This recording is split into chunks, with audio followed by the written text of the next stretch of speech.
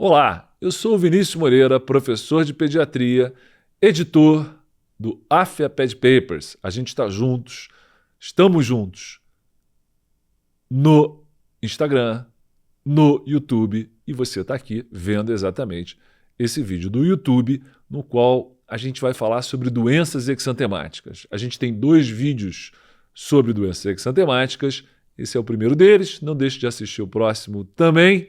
Vem comigo que a gente vai falar sobre isso.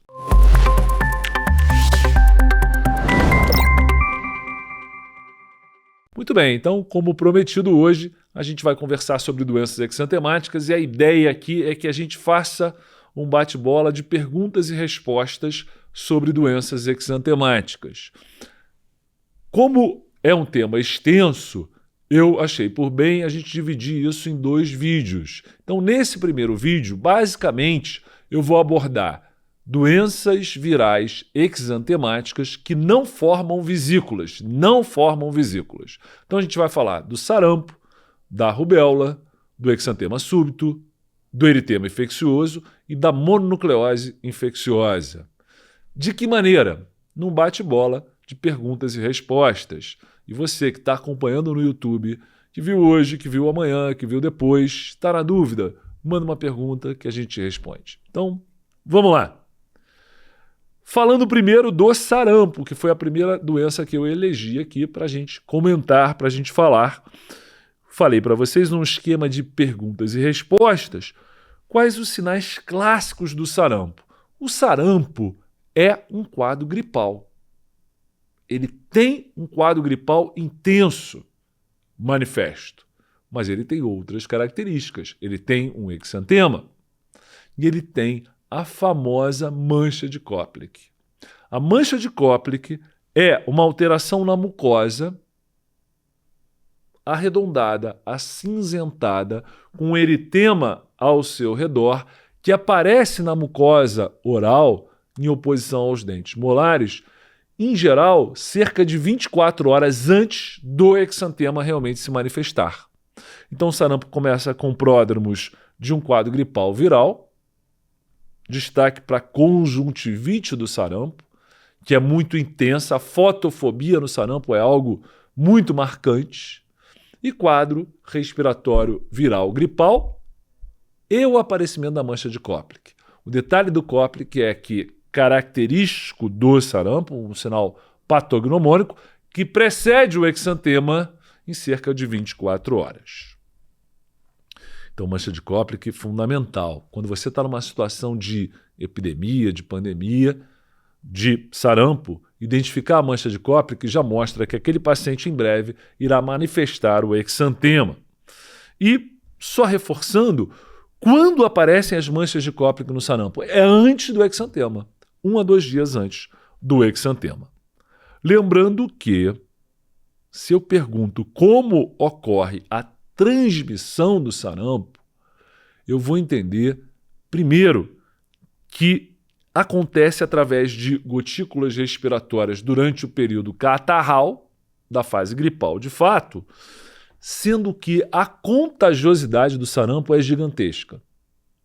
Cerca de 90% dos familiares suscetíveis que não estejam imunizados ou pela vacina, lembra, sarampo tem uma vacina altamente eficaz, ou o indivíduo é imunizado pela vacina ou de maneira natural, porque já teve a doença anteriormente e aí tem anticorpos, não vai ter novamente, ou um ou outro, ou ele vai pegar, o risco fica em torno de 90%. Então, alta contagiosidade do sarampo. Sarampo que tem algumas complicações. Mas antes de falar das complicações do sarampo, vamos lembrar da doença. Há um quadro gripal, há uma conjuntivite com intensa fotofobia, já falamos da mancha de Koplik e 24 horas depois surge o exantema. O exantema confluente começa na face, em dobras e vai descendo. Ele é crânio-caudal, pega face, tronco, membros, ele vai num somatório de maneira aditiva e vai se espalhando. Quanto pior o exantema, e pior a febre, mais grave é a situação. E, de fato, vou voltar nessa pergunta: complicações. Quais as complicações do sarampo? No indivíduo imunocomprometido, o sarampo ele pode levar ao óbito, à morte, por uma pneumonia pelo próprio vírus do sarampo. Pelo próprio vírus do sarampo, uma pneumonia. Complicação outra, otite média aguda. Aí geralmente não é viral. É uma otite bacteriana decorrente daquela infecção pelo vírus do sarampo. Outra complicação, uma encefalite aguda. Mas algo que é curioso no sarampo, na infecção pelo vírus do sarampo, algo que é curioso, é a panencefalite esclerosante subaguda, conhecida encefalite de Dawson, que é um processo pós-infecção aguda. É um processo crônico. Qual é a história relacionada à panencefalite esclerosante subaguda? Situação raríssima. Ela aparece 7 a 12 anos após, 7 a 12 anos, olha o tempo, após a infecção primária pelo vírus do sarampo. Então, 7 a 12 anos depois, acontece a panencefalite esclerosante subaguda. Detalhe, aquele vírus ficou latente no sistema nervoso central. Por que isso aconteceu? Hipótese, o sarampo acometeu aquele paciente numa faixa etária na qual o sistema imunológico não era extremamente eficaz. Por exemplo, na fase de lactente. Então o indivíduo pegou o sarampo na sua fase de lactente, não era vacinado, já não tinha anticorpo materno, ou seja, tinha mais de 6 meses de idade, ali em torno de 1 ano, às vezes um pouco antes disso, às vezes um pouco depois, porque ele não tomou a vacina recomendada com 1 ano de idade, não tomou, fez um sarampo com menos de 1 ano e meio de idade. 7 a 12 anos depois, ele começa a ter uma piora no desempenho escolar, a princípio sem causa aparente, e vai deteriorando o quadro neurológico, cognitivo, motor, evolui com crises convulsivas, tem um eletro bastante alterado, um eletroencéfalo, e o líquor pode mostrar presença do vírus do sarampo através de PCR. E aí está confirmada a encefalite de Dawson, a panencefalite esclerosante subaguda do sarampo, que não tem tratamento a princípio. É um tratamento de suporte. Bem, eu posso evitar o sarampo através da vacinação usual. Lembrando que o sarampo tem indicação de imunização aos 12 e aos 15 meses, primeira e segunda dose. Aos 12 meses na triviral, aos 15 meses na tetraviral. A triviral, sarampo, cachumba, rubéola, a tetraviral, acrescente a vacina da varicela também. A SBP já recomenda que faça-se a tetraviral com 12 meses, certamente.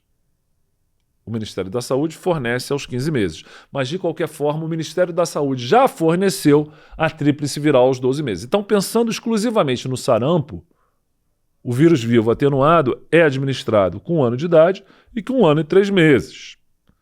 Mas vai que o nosso paciente não tenha feito a vacina anteriormente. Qual seria, então, a profilaxia pós-exposição para o sarampo? Vacinação em até 72 horas para todos os suscetíveis, lembrando que a vacina do sarampo é vírus vivo atenuado. Se eu tenho uma vacina de vírus vivo atenuado, um paciente com imunodepressão não pode tomar a vacina.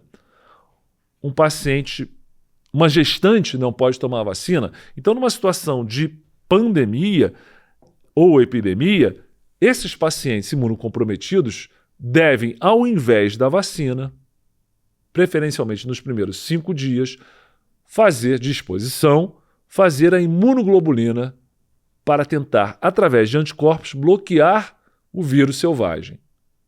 Já outras pessoas que não sejam imunodeprimidas e imunocompetentes podem fazer, não tendo feito antes, a vacinação de bloqueio em até 72 horas. Lembrando que é uma vacina com vírus vivo atenuado. E tem outro detalhe que a gente precisa anotar, que é o seguinte: criança tem mais do que 6 meses e menos do que 1 ano de idade. Ela ainda está abaixo da faixa etária, que é 12 meses, para fazer a vacinação. Porém, ela deve sim em uma situação de bloqueio vacinal para a população, por um risco muito aumentado ou uma endemia de sarampo, uma epidemia, ela, entre 6 meses e 1 ano de idade, muitas vezes ela é suscetível. Então ela deve fazer vacinação de bloqueio. Só que tem um detalhe.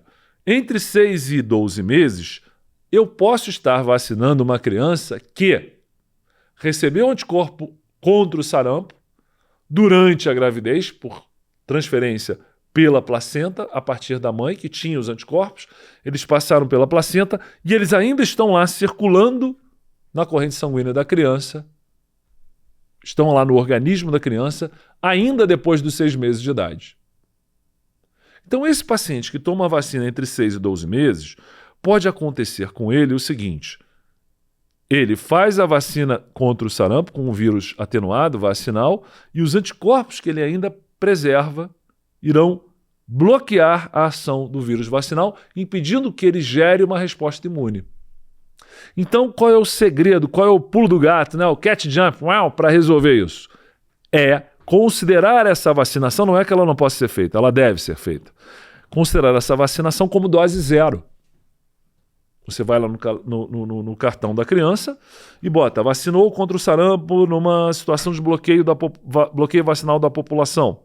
Dose zero, porque a criança tem entre 6 meses e 1 ano de idade. E aí aquela vacina você não conta. Quando ela fizer 1 ano, dose 1. 1 ano e 3 meses, 15 meses, dose 2. Por que eu não contei aquela vacina que ele fez entre 6 e 12 meses? Porque ela pode ter sido bloqueada por anticorpos que a criança ainda tinha resquícios lá de uma passagem transplacentária durante a gravidez. Então, entre 6 e 12 meses, pode vacinar como situação excepcional de bloqueio da população, porém considere dose zero. Essa é a ideia. Muito bem. Diagnóstico do sarampo. Se numa situação de epidemia ou endemia, o diagnóstico clínico é suficiente, mas como o sarampo hoje em dia não é tão prevalente, incidente, até pela questão da vacina, quando a gente tem surtos de sarampo, pelo menos os primeiros casos têm o seu diagnóstico baseado em detecção de anticorpos na fase do exantema. Esse é o detalhe. Então, fizemos aí um breve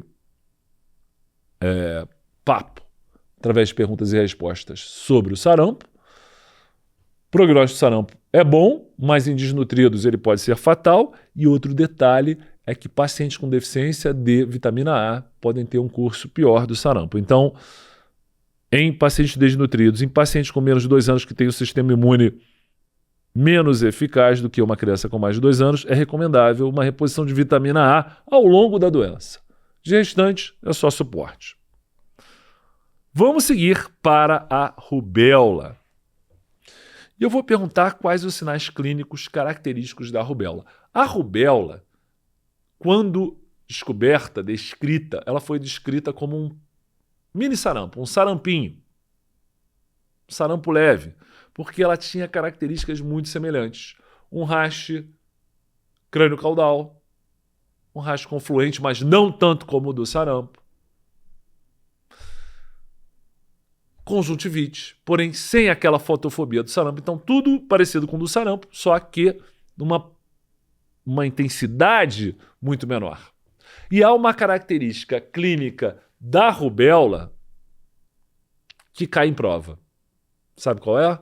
A descrição de uma doença exantemática, pegando face, tronco, membros, confluente, crânio caudal, mas que tem linfonodomegalia generalizada. Então, tenho linfonodos principalmente, pode ser generalizada, mas principalmente retroauricular, pós-occipital, cervical posterior. Então, muito gânglio, mais exantema, pensa na rubéola. Muito bem. A rubéola é um sarampinho. Prognóstico: se o do sarampo não é ruim, da rubéola é melhor ainda. Mas a gente tem uma preocupação com a rubéola muito grande. Qual seria? A rubéola congênita. O que seria a rubéola congênita?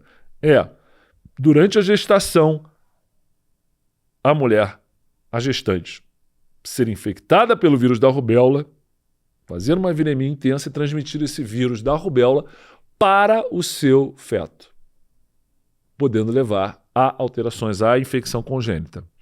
E a rubéola congênita, ela tem algumas características particulares. É a única infecção congênita na qual eu posso ter destacadamente uma lesão cardíaca. Seja um canal arterial persistente, seja uma estenose de artéria pulmonar. Então, compõe a tríade da rubéola congênita, cardiopatia congênita. Então, pensou em infecção congênita e tem cardiopatia associada, pensa na rubéola. E a rubéola tem uma tríade: catarata, surdez neurosensorial e cardiopatia congênita. Quer lembrar de uma maneira ainda mais fácil? Desenha um coração aqui, ó. Passa pelos olhos, pelos ouvidos e fecha aqui. Porque tem catarata, tem surdez neurosensorial e tem cardiopatia congênita. Essa é a tríade de Sabin, a tríade da rubéola. Não, tríade de Sabin não, de Greg. Tríade de Sabin a gente vai falar em outro momento. Outra infecção congênita, eu vou dar o spoiler, é na toxoplasmose. Aqui é Greg. Outro dia que eu ouvi falar sobre isso, nosso amigo Cadu da neonatologia me chamou a atenção por esse detalhe. Mas síndrome da rubéola congênita, então, catarata, surdez neurosensorial e cardiopatia congênita. Muito bem. Prevenção da rubéola. A gente já sabe que é a vacinação. Então, vacina com 12, 15 meses evitou a rubéola. Lembrando que também é a vacina com vírus vivo atenuado. Então, uma gestante não pode tomar, assim como não imunodeprimidos. Outra pergunta sobre a rubéola. Há complicações? Muito raras. Mas, assim como no sarampo, posso ter encefalite, posso ter uma PTI, uma púrpura trombocitopênica, após uma infecção pelo vírus da rubéola. Posso ter autismo relacionado à rubéola congênita. Posso ter a panencefalite progressiva como no sarampo, mas muito menos frequente. E o diagnóstico da rubéola? Bem, o diagnóstico da rubéola é feito através de sorologia. Sorologia IgM e IgG, ou IgM na fase aguda, ou IgG que sedosa hoje está aumentado, e depois de 4 semanas ele aumenta pelo menos em 4 vezes, assim eu fecho o diagnóstico da rubéola. Então, resumo da rubéola, como se fosse um sarampinho, né? Muito menos agressivo, mas a gente tem essa preocupação com a rubéola congênita. E aí, uma curiosidade, se uma gestante entra em contato com o vírus da rubéola, ela não pode fazer vacinação de bloqueio, porque é vírus vivo atenuado. Então, uma gestante em contato com um paciente com rubéola, uma gestante que não tem imunização prévia contra a rubéola, o ideal é que ela faça uso de imunoglobulina para bloquear, evitar a infecção durante a gravidez e impedir, deixar a chance zero, risco zero, de acontecer a rubéola congênita, que é bem ruim. Podemos seguir agora na próxima doença exantemática, o exantema súbito. Exantema súbito, que é uma doença, na sua evolução, um pouco assustadora para o pediatra, porque é um lactente, em geral, febre alta e às vezes com crise convulsiva. Então, dá uma sensação de uma doença extremamente grave, mas que ao final das contas é uma doença com um prognóstico ótimo.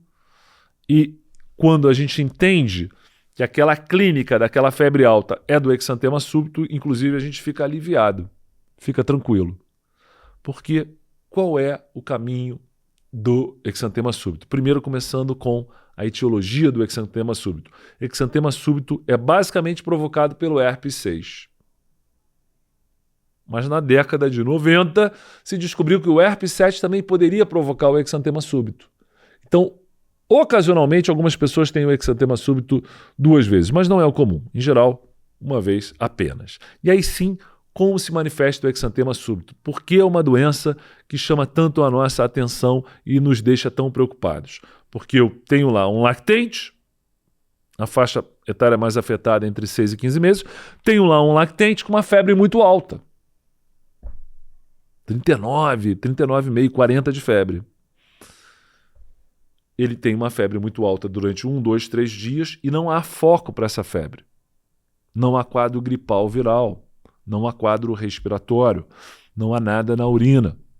Será que essa criança está fazendo uma bacteremia oculta? Vai evoluir com uma meningococcemia ou algo que o valha? Daí a nossa preocupação. Mas se eu faço um hemograma nessa fase, um PCR, vai apontar para a doença viral. E a criança, quando não está com febre, ela está em bom estado geral. Quando a febre passa com antitérmico, a criança fica bem. Isso já dá um pouco de tranquilidade. E passados 3 a 5 dias, a febre desaparece e surge um exantema rosado, também chamado então de roseolo infantum, principalmente no tronco, depois evoluindo para membros. Esse é o exantema súbito. Então, quando passou a febre, e no máximo 24 horas, aparece o exantema de maneira súbita, depois de passar a febre, daí o nome é exantema súbito. E quando a febre passou e apareceu o exantema no lactente, eu já foquei no diagnóstico do exantema súbito e já fiquei tranquilo. Muito ocasionalmente, podem ocorrer complicações, né? Mas antes disso, eu vou responder a seguinte pergunta. Diagnóstico do exantema súbito. Como é diagnosticado? Basicamente, a gente vai olhar para o quadro clínico. Aquela febre muito alta, passou a febre, vem o exantema. Pronto, fechou. Mas se eu quisesse, se houvesse algum interesse, confirmo por PCR ou sorologia pareada de IgG para herpes 6. Tá? E entro na seguinte pergunta. Quais complicações podem surgir no exantema súbito? É uma doença de ótimo prognóstico. Primeira coisa. Então, isso tem que ser dito. Febre alta, passou a febre, apareceu um exantema subitamente e a febre já passou, eu fico tranquilo. Mas, por acontecer o exantema súbito, principalmente entre 6 e 19 meses de idade, por acontecer principalmente nessa faixa etária, no lactente pré-escolar, já entrando também na fase de pré-escolar ocasionalmente, numa fase, principalmente do lactente, em que para os pacientes suscetíveis, é o momento do aparecimento da convulsão febril e sendo uma doença de febre muito alta, uma das complicações que aparecem em 5 a 10% dos pacientes com exantema súbito é a crise convulsiva. Crise convulsiva febril. Mas até eu identificar que é febril e muitas vezes pela dúvida da meningite bacteriana, esse paciente acaba tendo que fazer uma punção lombar, que se mostra sem alterações. A convulsão, ao final das contas, ela é febril. Né? Muito bem. E para a gente fechar o exantema súbito, que, como falei, é uma doença com bom prognóstico, eu poderia tentar diferenciar o exantema súbito de outras doenças exantemáticas? Sim, por uma característica muito interessante. O exantema, no exantema súbito, ele é um sinal tardio da doença. Nas outras doenças exantemáticas, o exantema aparece lá com 24, 48 horas de doença. No exantema súbito, primeiro o paciente fica doente. Quando ele melhora da doença, é que vem o exantema. Então, um sinal tardio da doença. Assim caracteriza-se o exantema súbito. Provocado pelo herpes 6. Se cair na prova, você pode até responder que o herpes 7 ocasionalmente também o provoca. Muito bem. Chegamos a um ponto aqui falando diretamente para você, chegamos num ponto aqui de cisão, de divisão, que é o seguinte. Aqui no nosso videocast que você está assistindo no nosso canal do YouTube, a gente tem um presente, um a mais para os nossos assinantes. Nossos assinantes que eu falo são aqueles que fazem conosco ou o curso preparatório para o título de especialista, ou para o título em pediatria, ou para o título de especialista em neonatologia. Temos esses 2 produtos muito bons, né, que te levam para aprovação, seja no TEP, seja no TEM. O nosso curso de atualização, para você que faz consultório, está no dia a dia, no ambulatório, precisa desse apoio, a gente está lá com você. E o curso de emergências para você que faz emergências pediátricas, né, como falam aqui em São Paulo, atende porta, né? Fica na emergência pediátrica. A gente tem também o curso de emergências com cunho muito prático. Então, para qualquer um desses que está num desses produtos, a gente dá como bônus também, né, semanalmente, esse a mais no nosso YouTube. Então, para quem não está com a gente, sugiro que participe de algum dos nossos cursos. Tenho certeza que será um a mais, será um bom investimento para você. E para quem já está conosco, nos siga aqui na continuidade desse vídeo sobre doenças exantemáticas.